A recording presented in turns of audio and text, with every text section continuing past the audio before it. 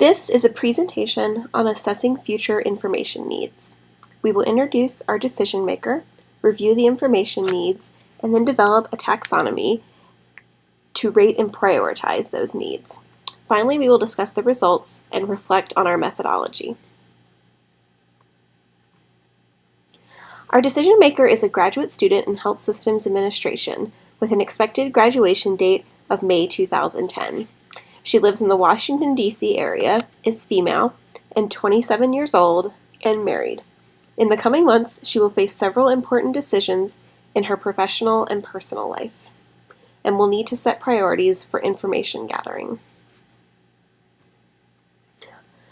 Our methodology for assessing future information needs is as follows. First, we identify the issues.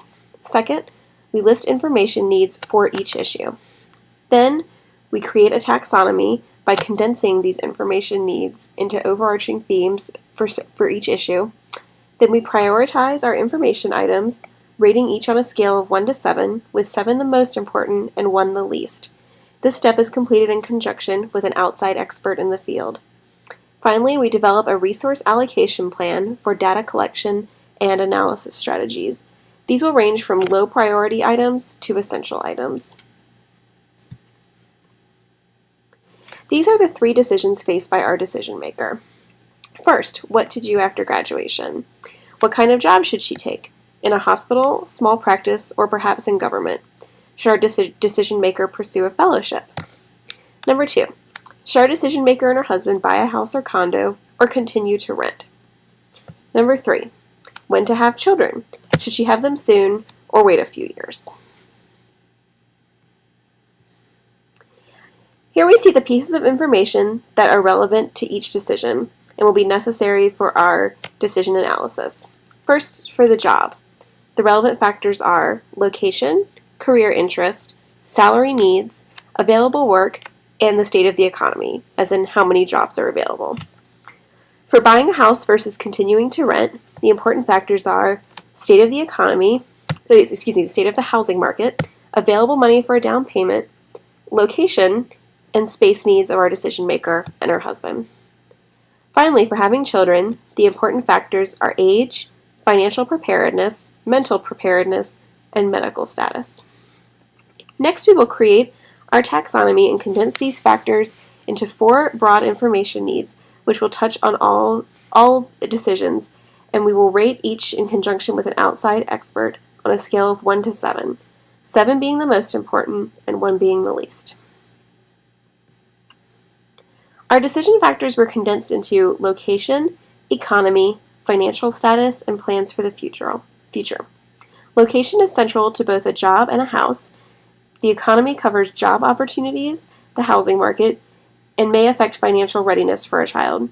Financial status covers salary needs for a job, readiness for a child, and ability to afford a home. Plans for the future covers career interest and long-term planning for both a house and a child.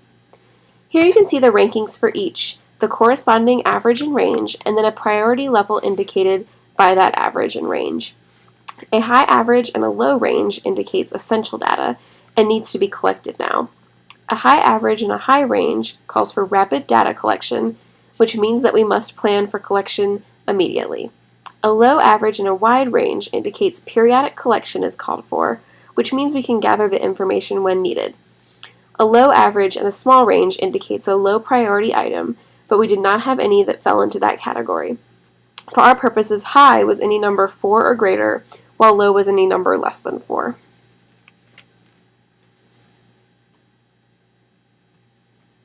Here are our results. The essential information that our decision maker needs to collect now is information on the economy and financial status. Our decision maker needs to plan for the collection of information on location.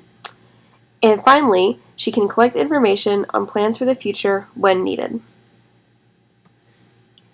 This exercise is valuable because it forces focus on future issues, and the method of outlining factors and creating a taxonomy defines specific requirements.